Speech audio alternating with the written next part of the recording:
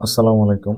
আমরা এখানে প্রোডাক্ট ম্যানেজমেন্টটা দেখব কিভাবে নতুন প্রোডাক্ট এন্ট্রি করা যায়, সাপ্লায়ার এন্ট্রি করা যায়, পারচেজ অর্ডার তৈরি করা যায়, সাপ্লায়ারের পেমেন্ট করা যায়, স্টক দেখা যায় এবং সাপ্লায়ারের আউটস্ট্যান্ডিং লায়াবিলিটিস কি আছে সেই জিনিসগুলো দেখা যায়। সো ফার্স্ট অফ অল আমরা দেখব প্রোডাক্ট কিভাবে কেনা যায়, এন্ট্রি করা যায়। সো এখানে আমার প্রোডাক্ট পেজে গেলাম। আমি এখানে নতুন একটা প্রোডাক্ট এন্ট্রি করব। প্রোডাক্ট কোডটা আমার অটোমেটিক্যালি জেনারেট করবে। সো এখানে আমি আর কিছু করব না। প্রোডাক্ট নেমের জায়গায় আমি দিচ্ছি প্রোডাক্টের নাম gasket cylinder head. Part number আমি একটা বসাই দিতে পারি 2788।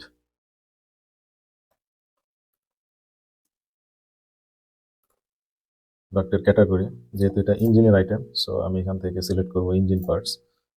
আর অন্য কোনো আইটেম যদি হয়, অন্য কোনো এগ্রিগেট, যেমন এসির সিস্টেমের আইটেম হলে এসি করব, বডি পার্টস হলে বডি দিব, ব্রেক সিস্টেমের কোনো আইটেম হলে ব্রেক সিস্টেম সিলেক্ট করব, গিয়ার বক্স কিংবা ক্লাচ আইটেম হলে ক্লাচ অ্যান্ড ট্রান্সমিশন সিলেক্ট করব, তারপরে রেডিয়েটর হলে কুলিং সিস্টেম সিলেক্ট করব, লাইট কিংবা ইলেকট্রিক্যাল কোনো কিছু থাকলে সেখানে আমরা ইলেকট্রিক্যাল এবং ইলেকট্রনিক্স ধরবো।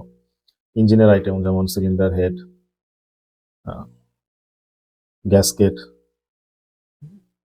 পিস্টন রিং, এসব যদি থাকে তখন আমরা ইঞ্জিন পার্টসে যাব।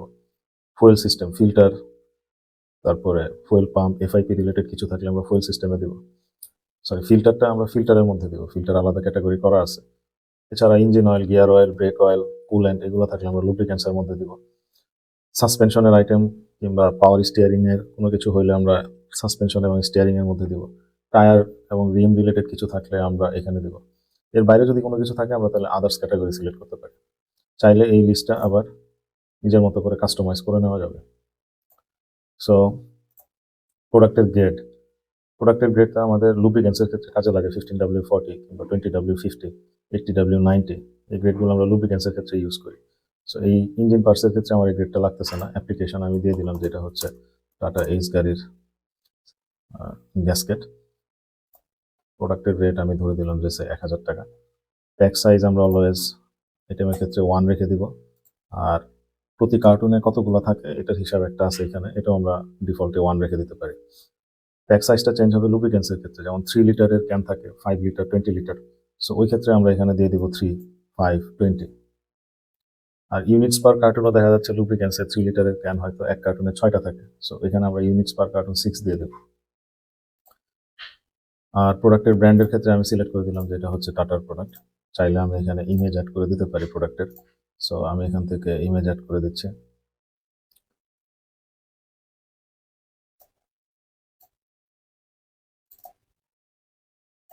সো এটা হচ্ছে আমার প্রোডাক্টের ছবি। তো প্রোডাক্ট হয়ে গেল, আমি এখানে সেভ দিয়ে দিলাম। এখন আমরা একটা লুব্রিকেন্টের এন্ট্রি দিব। সো লুব্রিকেন্টের ক্ষেত্রে সেম ওয়েতে প্রোডাক্ট কোডটা আমি এখানে ফাঁকা রেখে দিব। প্রোডাক্টের নেমের জায়গায় আমি লিখে দিচ্ছি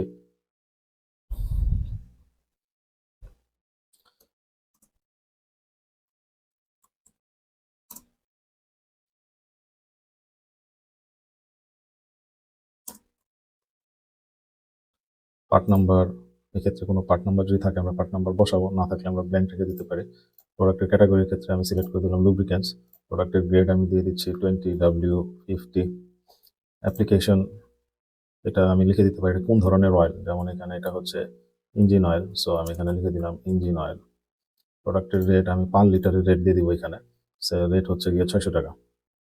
প্যাক সাইজ এটা ধরলাম আমি 5 লিটারের। আর প্রতিটা ক্যানে কার্টুনে 4 পিস করে ক্যান থাকে, সো আমি 4 দিয়ে দিলাম। প্যাকের ওয়েট আমার 5 লিটারের 4টা করে যদি থাকে তাহলে হচ্ছে 20 লিটার, আমি শুধু 20 বসায় দিলাম। প্রোডাক্টের ব্র্যান্ড আমি এখান থেকে একটা সিলেক্ট করে দিলাম।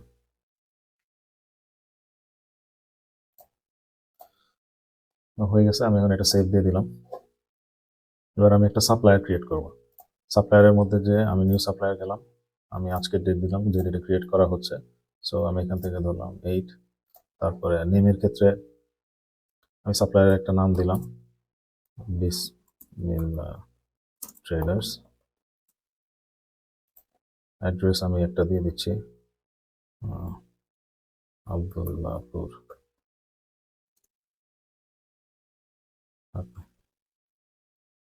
কন্ট্যাক্ট নাম্বার আমি একটা দিয়ে দিচ্ছি।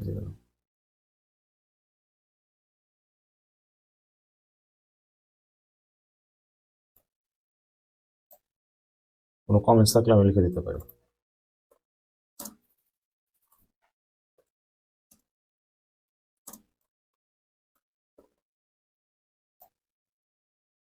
সেভ করে দিলাম। এরপরে আমি এখন পারচেজ করব। তো পারচেজের ক্ষেত্রে আমি নিউতে গেলাম। নিউতে গিয়ে আমি সাপ্লায়ার সিলেক্ট করলাম এখন বিসমিল্লাহ ট্রেডার্স। আমার সাপ্লায়ারের নাম, ঠিকানা, মোবাইল নাম্বার অটোমেটিক চলে আসলো। তারিখ, কয় তারিখে আমি পারচেজ করতেছি, আমি ধরলাম তারিখ হচ্ছে 9 তারিখ। করার পরে আমি এখানে ব্র্যান্ডে আসবো। আমি এখান থেকে যে প্রোডাক্টটা ক্রিয়েট করছি সে এটা আমি দিলাম।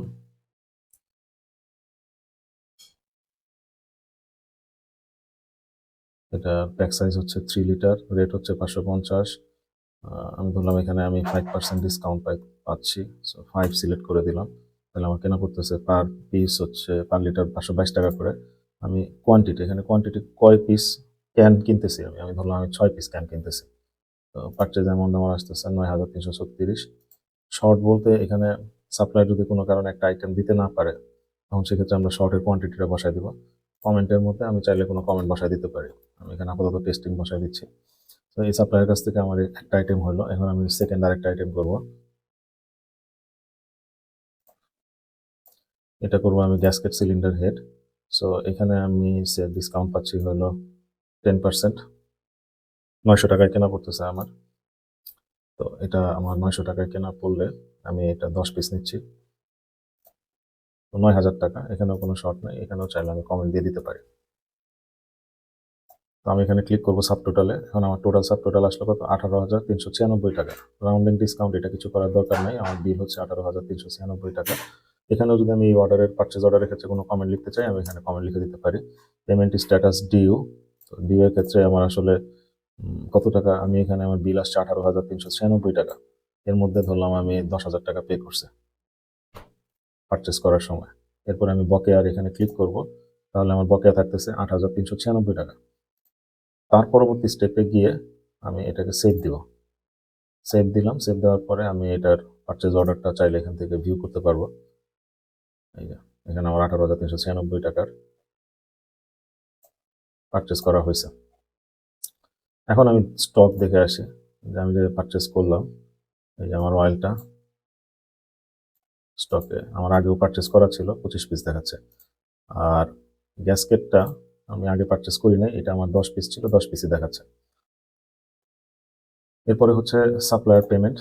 আমি ধরলাম ওই সাপ্লায়ারকে আমি আরো 5,000 টাকা পেমেন্ট করলাম পরবর্তী কোনো একটা ডেটে, তাহলে আমি বিসমিল্লাহ ট্রেডার্স নাম দিলাম।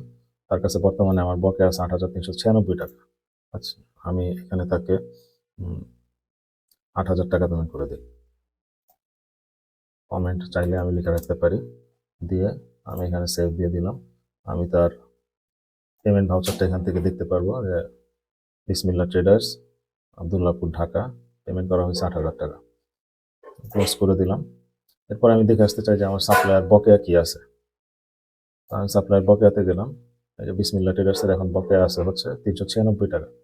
তার কাছ থেকে কেনা হয়েছিল টোটাল 18,396 টাকার। আমি পেমেন্ট করে দিচ্ছি কেনার সময় 10,000 আর পরবর্তীতে 8,000। সো 18,000 টাকা পেমেন্ট করে দেওয়া হয়েছে, তার কাছে আমার বকেয়া আছে 396 টাকা। তো এইভাবে করে আমরা প্রোডাক্ট এন্ট্রি করা, পারচেস করা এবং স্টক এবং সাপ্লায়ারের আউটস্ট্যান্ডিং আমরা দেখতে পারবো।